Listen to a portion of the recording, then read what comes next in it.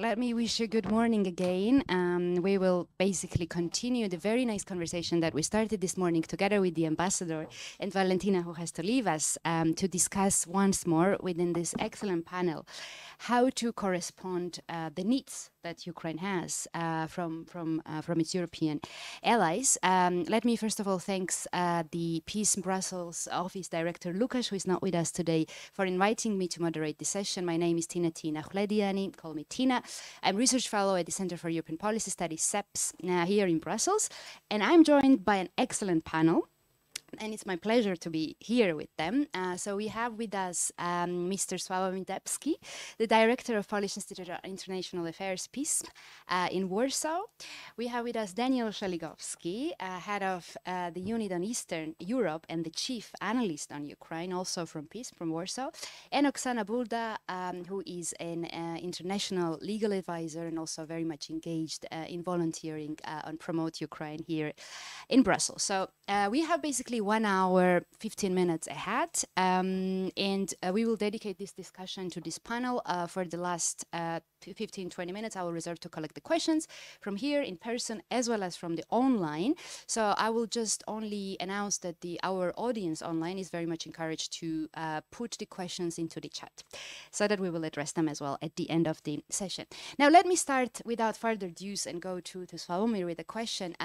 Recently, very recently, in fact, a couple of weeks ago, you've been together with Daniel in Ukraine on international visit on identifying the needs on how to support Ukraine. You also met President Zelensky, and you brought along several international experts, not only from Europe, but also like-minded countries, let's say. Tell us and share with us what did you find on the grounds after talking to the president, after discussing all these things there. What are the needs of Ukraine, economically, militarily, politically, whatever pick you would like to take and prioritize, and to what extent European allies are actually corresponding and are in a place to correspond to these needs?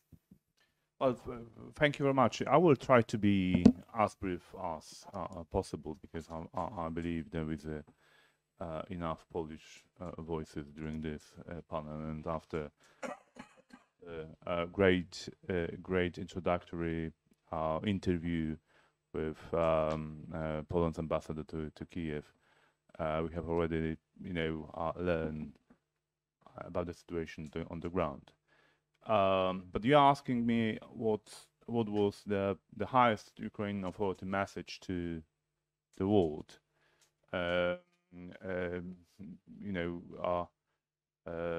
During organized by Peace and visits of strategists and experts, those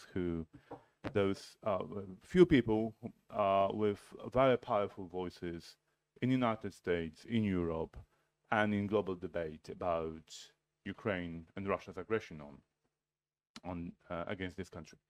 So the message was that, well, first, this war is not about Ukraine. This war is about the war's order and how it should look like. This war is going to define the way we understand the military conflagration for years to come, and either we give ground to Russia's vision of the future, or we'll defend our values, our way of life. So actually, Ukraine is already a leading nation of the free world. It's defending, systemic, legal, but also a kind of the civilizational order. It goes without question that on the territories when Russia enters, there is no human rights, there is no order, there is no rule of law, nothing. There is a Russia's occupation. in this town, the folks usually believe that they are in the front of the fight for the human rights. Usually, that's the dominant view here. Actually, there are Ukrainians, the troops on the front line, who are defending, European ways of life and the human rights. So we have to understand that, and that was one of the principal political, I would say. But I think, well, it's not only political message. It was a kind of the cry for understanding, that President Zelensky is doing absolutely great job conveying this message to the wider global audience, but also he shared with us his understanding of the situation. But there were also very concrete demands addressed to us, and through us also to the wider audience. First, air defense and missile defense. If we don't want to be blackmailed and intimidated, that Russia's way of war would force us to accept political and military Russia's demands. If you don't want to see Ukrainian cities terrorized, but not only Ukrainian cities, European population, European nations, because Ukrainians are being hit by these missiles and drones, but the message is addressed to us, to this city. Killing Ukrainians is a message to Brussels, Washington, Paris, Berlin, or others.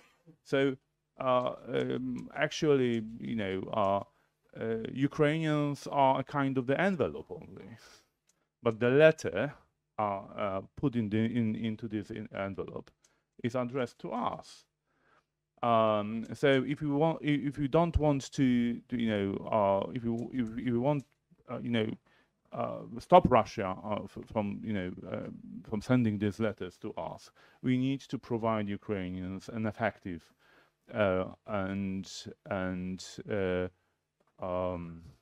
anti-missile systems. We can do that. We could have done it long before, and I think that's President Zelensky was not complaining about the pace of this assistance. I think he was too patient about us. But definitely, we could have delivered these systems in April and May, saving thousands of lives in Ukraine. So that was the first important message. The second,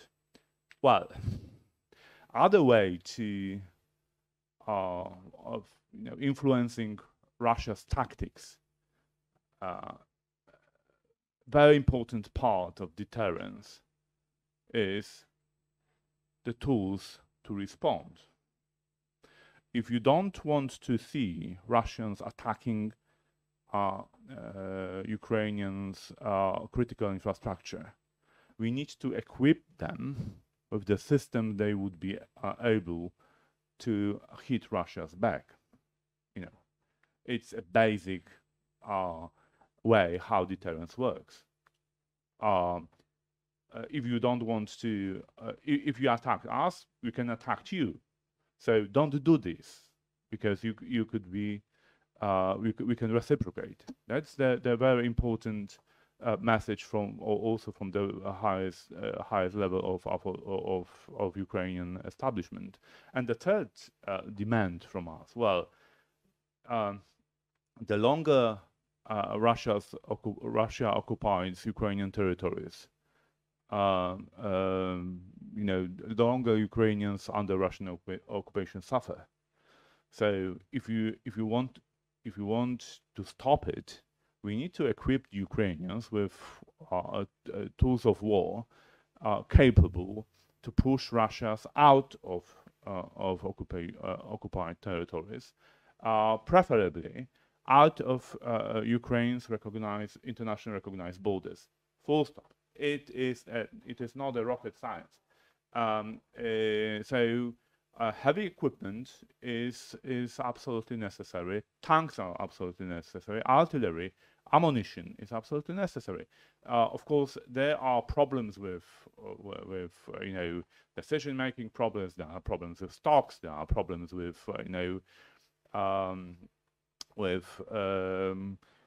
shortcuts, of different kinds on our side. But what is needed to be done, these 3 points, would save not only lives of Ukrainians, but also a big deal of our way of life in this town. Thank you.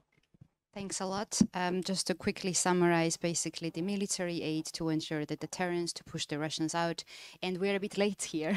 Apparently the Europe is late here to provide the assistance. Now let me come to Daniel with a follow-up question on that. So you've been working on Ukraine for so many years, very closely engaged with the think tanks there. We in fact met, I think, last year in Kyiv. Now, what can you tell us more on the needs of Ukraine beyond the military needs? What is the civil society, which is very, very active in Ukraine and very mobilized? What is the message they want to bring to the EU capital and beyond? Well, I don't really think I would differ much from what's been said by Ambassador Cichocki and Director Dembski, so I would frame it differently.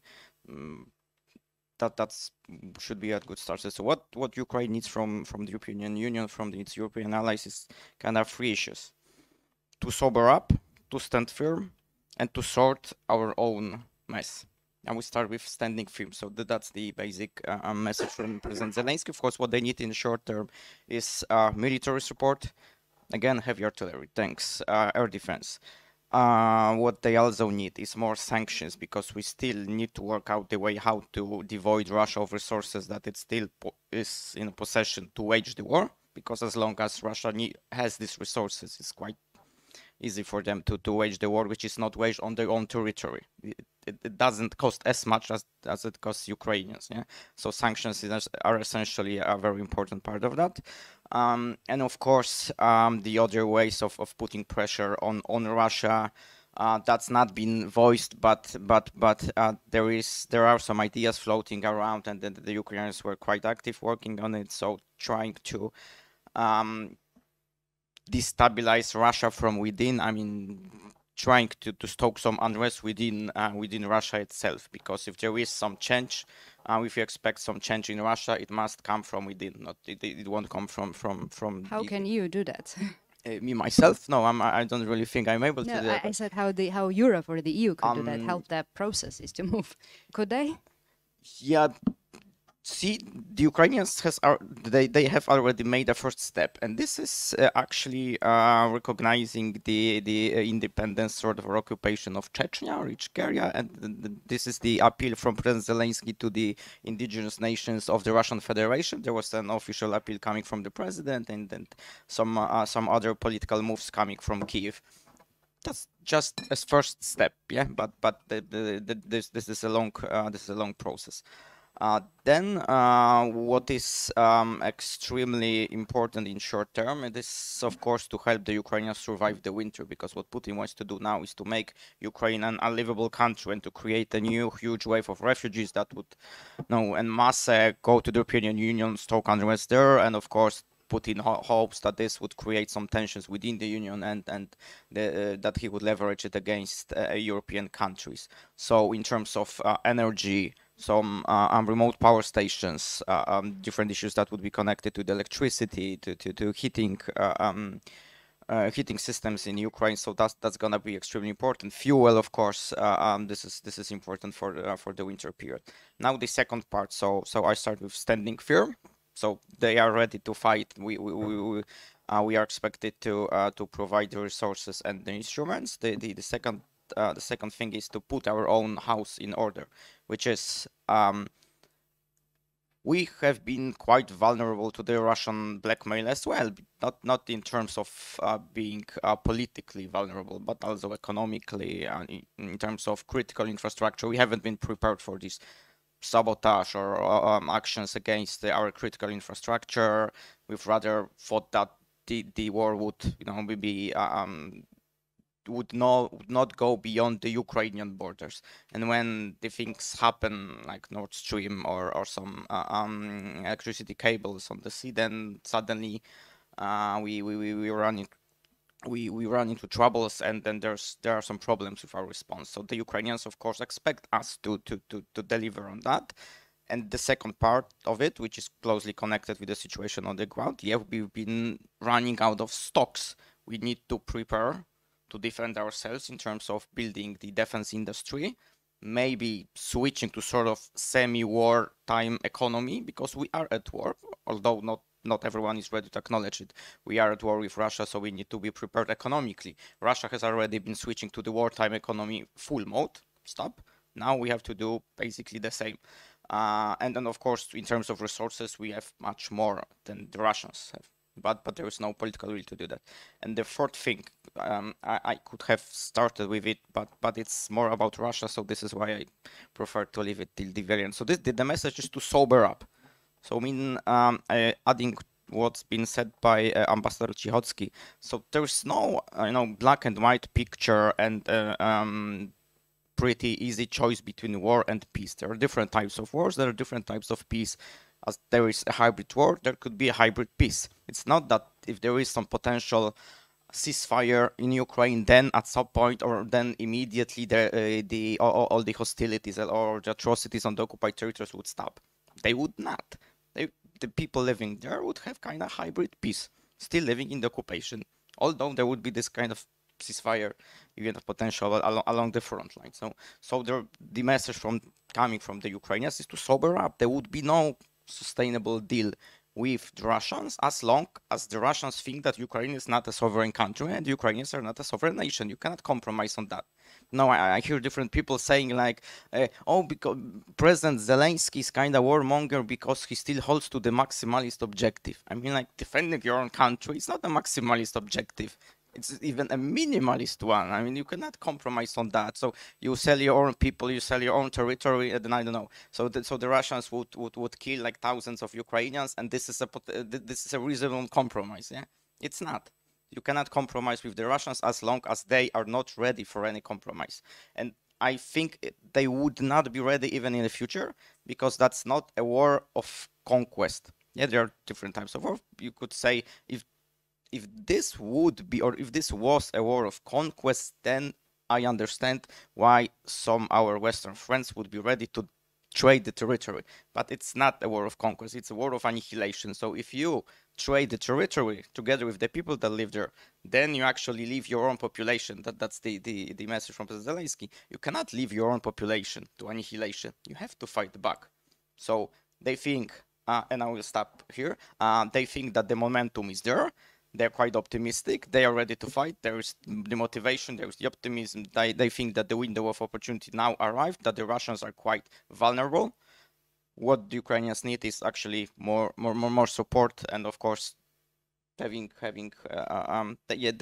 want us to have their back.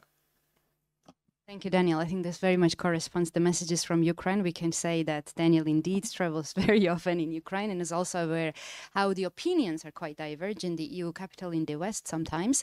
You already opened up a discussion about Russia, but let me leave behind my follow-up questions on that. Let me go to Oksana first to just a bit wrap up on the needs from Ukraine. So Oksana comes from Ukraine, but you're also dealing daily basis with the needs of Ukrainians who fled the country here in Brussels. So tell us what we are missing in our picture of the discussion. I have asked my family what they need now in order for Ukraine to win. So all my family is now in Ukraine, in Kyiv. The husband of my sister since 2014 is serving in the armed forces of Ukraine. My brother is now in the military unit as well. They have asked me to pass Europeans the message, a very specific one, yeah? the military people of Ukraine asked to recognize Russia as a terrorist regime, which we're grateful that Poland already did, also Lithuania already did it, but it is a very important political step in order to ensure that Russia has no resources to fund the war. I have also asked my godson, who is 7 years old and who stayed with me here in Brussels in March, April, since the Kyiv was almost surrounded by Russians, and he also asked me to pass you the message. He knows all abbreviations of all military equipment Ukraine needs. He asked for MiG-16, for fighter jets, for air defense systems, and long-range missile. 7-year-old kid. I have also asked my mom, who is Russian by nationality, who was a teacher of Russian language and literature in Kyiv, whose 2 brothers in Russia are now being drafted to join the armed forces of the Russian Federation, and she asked me to pass the message to Europeans that you have to resist Russian lobbying, specifically to ban companies like Lukoil, and also specifically in Belgium to stop importing Russian diamonds. I have also asked my sister and the wife of my brother what would they need in order for Ukraine to win. And they have asked for financial support, because in the midterm winter there will be a question how to feed the children, how to ensure that they have right to access to education, and how to generally survive. I have also asked my father, who is a professor at the university in Kyiv, and he also asked me to pass the message that Europe has to stand by Ukraine as much as possible. And also for myself, a person who was born in independent Ukraine, who lived through 2 revolutions and now the war, who in 2014 stood on Euromaidan holding EU flag, who saw people, students, friends being killed in the city center of Kyiv, I would ask Europeans to stand together with us. Thank you so much, Oksana. I think this is very insightful. So we have here the funds needed for Ukraine, also improving the sanctions so that Russia stops building its war chest, which is in fact already built. And before we move on the second round of our discussion on Russia, let me come back to Sławomir. Basically, you said the military support from the EU side is already a bit too late. But in general, how could you summarize what are the main factors that really stop Europe and its allies to provide more and to provide what's actually needed for Ukraine? Well, so as far as I have already elaborated what are Ukrainians' needs regarding military equipment, there are at least 2 other important pillars which should be discussed in this context. So first, I believe also absolutely crucial is economic support. Well, if you have approximately 1 million men in tranches, yeah, I mean your economy is suffering a lot. I mean those people, instead of contributing to the GDP growth, are consuming GDP.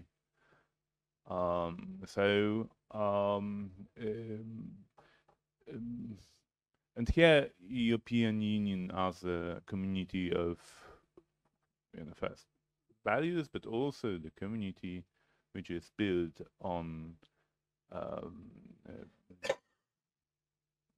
but European Union is a superpower in terms of in regulatory domain.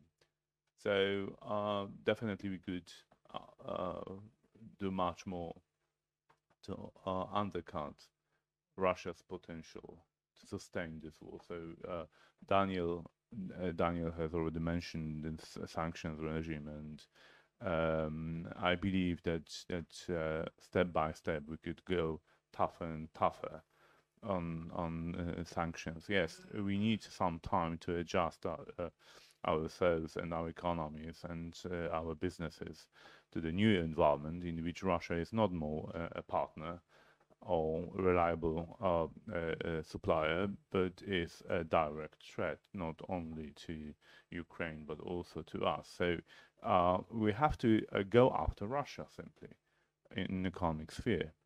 But then there is also another domain which is much less covered, unfortunately. Any war is also an economic, as its economic dimension. So we need to support Ukrainian economy, but not only with donations, but also helping Ukrainian authorities to create environment for sustaining economy in Ukraine, of Ukraine. So it is obvious that business is running out of Ukraine because there is no safe condition to operate.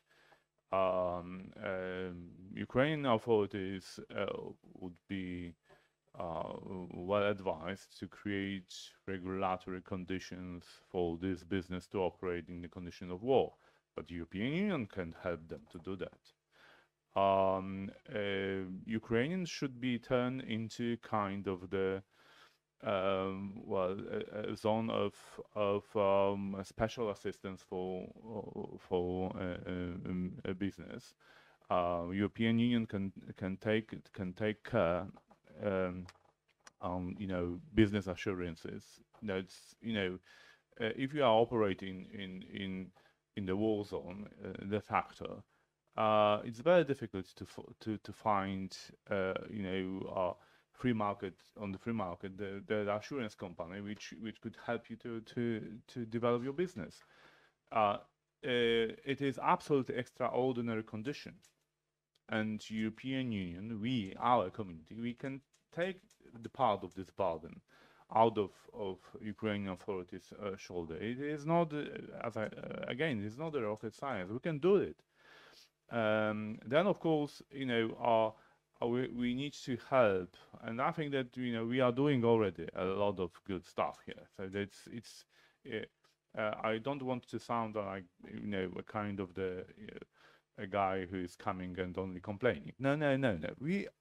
I fully agree with Ambassador Cichocki, who said that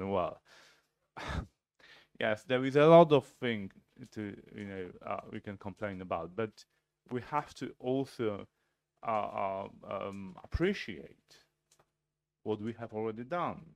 It's not enough. It's not enough. But can you imagine that HIMARS are being delivered to Ukraine in March of this year? Or the two brigades of the Polish would send 2 brigades of these own tanks to Ukraine, not being afraid that Russia, may use this opportunity against us. That's a lot of a kind of the breakthrough has already happened in our minds and in our policies. So we moved a long way to be in the place when we are now. Yes, it's not enough. We are moving too slow. Yeah, all this stuff. But European Union, transatlantic community, free world community, it is absolutely huge, a complicated animal. It's like a shipping, driving a tanker. Usually it takes us years to adjust to the new environments and to shape appropriate policies. We managed to do it in weeks, while in months. Yes, we could have saved much more lives of Ukrainians. We could have been much more effective here and there, but still, we should understand that we are in the right direction. Last very important element into this. Winter is coming, and Ambassador Cichocki already mentioned that it's not a rocket science. We know that winter will come sooner or later. That's the human lives experience. But in these particular circumstances, when there will be no heating, no water, cities would be, under constant threat of drone attacks and missile attacks. but we'll be dealing with another wave of refugees. I mean, those people who started to believe in summer that a situation sooner or later in Ukraine would be improving, now we lost this faith. And this way of refugees may stay in Europe much, much longer than the first one. So that's why this missile and defense is so important, because Russia unable to defeat Ukraine on the battlefield, tries to undermine the social support for Ukrainian armed forces, tries to intimidate people and force people to go out of Ukraine. Ukraine is 35 million country now, roughly, but Russia's aim is to depopulate Ukraine, to make it 20 million countries. And when these 15 millions will go? To Europe, of course. So, either we will have to take care financially of these millions of people in Ukraine, or we will have Ukrainians to defend themselves and protect their own population on their own territory. And it is not, we need to think in business way. There are also always alternative costs. Either we pay for this or we pay for that. It's not going to be without cost.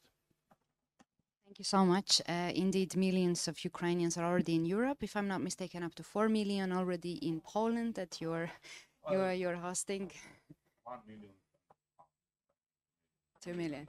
No, we don't have Some of them don't want to be and just let me quote a few other numbers. Monthly, Ukraine needs from 3.5 up to 5 billion euros in needs, which is the gap that still Ukraine is expecting to collect from the Western allies. So far, in terms of military defense as well as economic support, US is leading, right? So this, I think, also shows us quite well that Ukraine, in the end, could not just rely on only European support, which is set to realize. But we should also face that. Indeed, there is much progress made, but there is much more we should do. Now, let me come back to Daniel, because you raised up very important questions about Russia, and I wanted to follow up questions on that. You said so in the section of the sober up, right, a section, or was it staying strong, if I'm not mistaken, to use the momentum and to increase the pressure on Russia. And I think that brings me to the question. One thing is how we see Russian invasion from the West, from Europe. Another thing is how Russia sees its own invasion in Ukraine. So I'm sure everyone would agree that there is a huge gap in that. So yeah, tell us more about it. What do you think the EU's and West's approach should be towards Russia? How can they actually increase that pressure in a way in their capacities? So I think we've seen a struggle between two different approaches. We've been obsessed with dialogue and this win-win approach in which everyone gets something out of the table, and the Russians, they do like to play the so-called chicken game. In the chicken game you have the two drivers. Yeah, they're running into each other. One is on the left side, and the second is the right side. And then when they are running into each other, there are basically two options. You either lose or win. There is no draw, because the scenario in which there is a possible draw, there is the scenario in which they are hitting into each other and then they both die. So this is the only possible draw scenario, which essentially means that both are losing. So this is something that this is the Russian approach. They don't see any room for compromise. They don't see any possible draw scenario. The maximalistic objective is we either win or lose, and we see it in Ukraine. What it means, I mean, how it translates to the Ukrainian situation. So the Russians see the situation as follows: either we control Ukraine or there is no Ukraine at all. So either we control Ukraine or we would depopulate, we destroy Ukraine. Yeah, there is no middle ground, and this is the struggle that we see now in Ukraine. But why we have allowed that kind of situation to happen? Because of our win-win approach. Russians always got something from the negotiations, even if they never deserve it. But that's the essence. That's the essence of the win-win approach, and this is why the Russians acquired territorial gains in Ukraine for the 4th time in a decade. Crimea, first time in Donbass, second time in Donbass, and now the invasion 2022. So the 4th time in a decade. This is because of our approach. We've been obsessed with dialogue. We've been obsessed with trying to find the middle ground, which the Russians exploited, leveraged, because since the very beginning they have never believed in any middle ground and any compromise. They've been playing this chicken game. Now, of course, the point is that we have much bigger car. Like, you know, if you wanna win in a chicken game, you either buy a big car like SUV car, or you convince the driver, the other guy, that you are crazy enough not to, let's say, not to resign from the game. So either we convince the Russians that we are crazy enough not to resign, or we buy a bigger car. We already have a much bigger car than the Russians. The point is that the Russians think that our driver is kind of coward, and at the end of the day, he would resign from the game. So the point is, I mean, but you see, this is what the Russians are doing. They are leveraging the psychological pressure against the European political elite and against the European societies. We know that we are stronger together, and they still are able to play one against the others. But coming back to the issue of sobering up, we need to sober up. We need to understand that there is no more room for playing win-win games with the Russians, because they do not share our values, they do not share our interests. With that kind of players, you cannot follow win-win approach, because then I don't remember now who said it, probably the Prime Minister of Finland or President of Estonia. It was a very nice interview with a lady saying, like, this is the usual Russian approach. They come to the table, yeah, they demand something that they cannot get, but at the end of the day, they at least get something which they didn't have before that.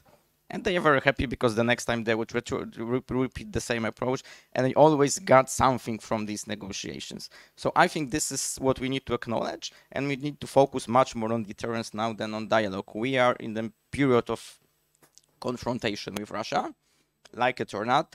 This Russian approach, I think, is there to stay. Of course, I can imagine a change within Russia, and of course, there has to be some conditions fulfilled, and I think the primary condition is that Russia must be defeated.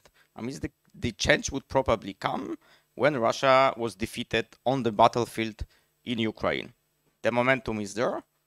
I'm not still quite sure whether there is a political will in the collective, or let's say international community, to defeat Russians.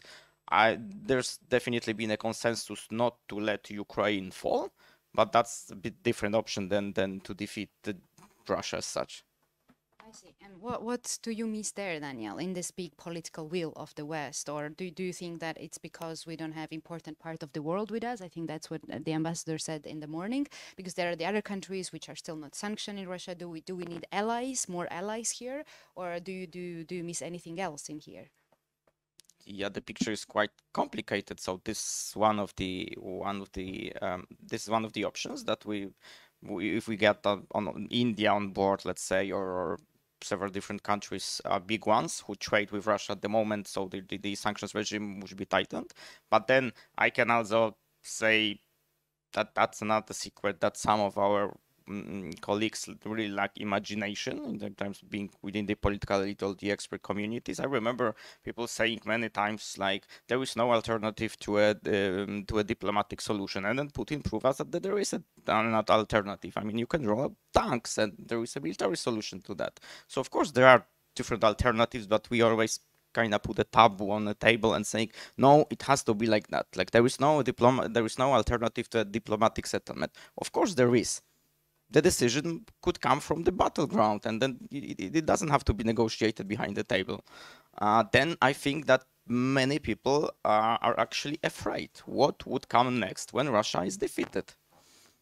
I'm not afraid of that kind of scenario. So I think that if there is someone after Putin, he would be weaker than the Putin, because the Russian regime was actually in its strongest terms. It was let's say the Putin felt that he is strong as never before in February 22. This is why he invaded Ukraine, and this is, I mean, he also thought that we would have never responded to his actions. That the European Union is weak. The United States are kind of disorganized, and then this is the momentum for them to invade Ukraine. So this is, I'm very good at complaining, but this is why I don't want to complain about the European Union this time, because I agree that we have responded pretty quickly.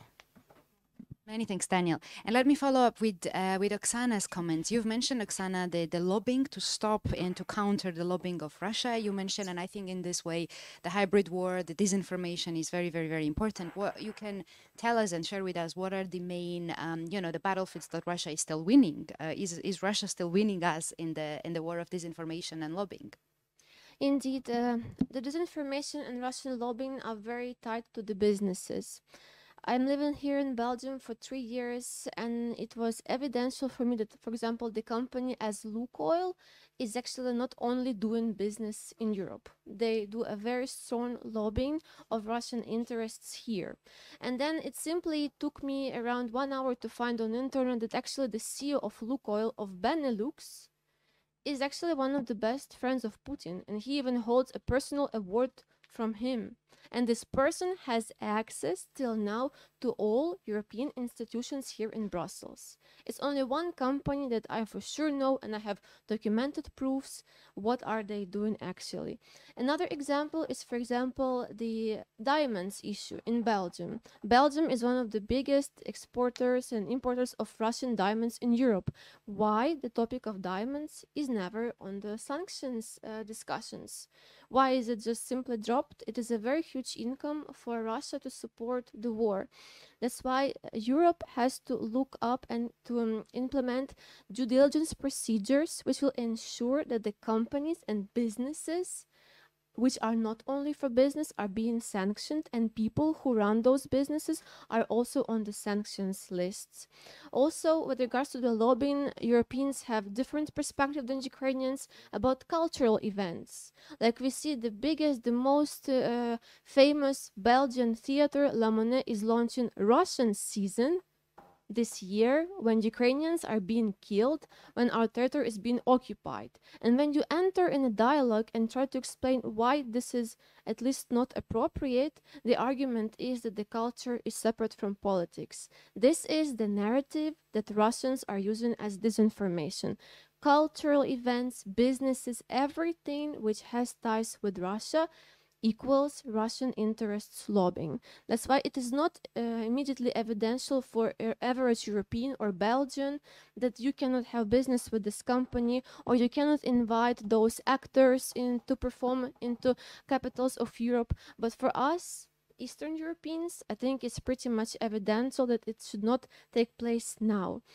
Therefore, indeed, the disinformation is a very strong asset of Russians that they have, and I do believe that Ukrainians, also Europeans, have to learn a lot from it in order to resist in the future, because at the end of the time it comes out and plays bad for all of us. We see, for example, a case in the Hazel Registration Center for Ukrainian Refugees. There were volunteers, translators, for Russian language, because Ukrainians understand both, who were actually stealing the database of who are Ukrainian refugees in Belgium. Welcome to Belgium, Ukrainian refugees. And there are many cases like that. There are very minor issues, there are bigger issues, but they're not being tackled. And when Ukrainians, when our diaspora and our organization trying to raise those topics, they're being shifted for many reasons. Yeah, for Lukoil, we understand it's also big money flow to Benelux. For the diamonds as well, there are huge hotels, Hilton hotels in Antwerp, where many of the Russians with the Dubai passports are remaining, who escaped the Russia and still there. And what they're doing here, they are doing lobbying at every different level. There are Ukrainian schools, so-called, being opened in Brussels, which in fact are Russian schools. And Ukrainian refugees and Brussels authorities are not immediately informed of that. And only after the time when you see what they're teaching the child, you understand that it's not right a place to be. Therefore, this is spread throughout Europe, and we really have to join our forces to fight that. This is very insightful. Oksana, I would like to support Oksana's point on this matter. You know, well, I used to be, and I still I am a lover of Russian culture, literature, poetry. I speak Russian, so that's. But I have impression, and that's something, you know, really emotionally deep in my in my thinking, that Putin's regime has been stealing Russian culture. They have nothing to do with Russia's culture at all. So the only thing which Putin shares with Russian culture is a language. But I speak the same language as Putin.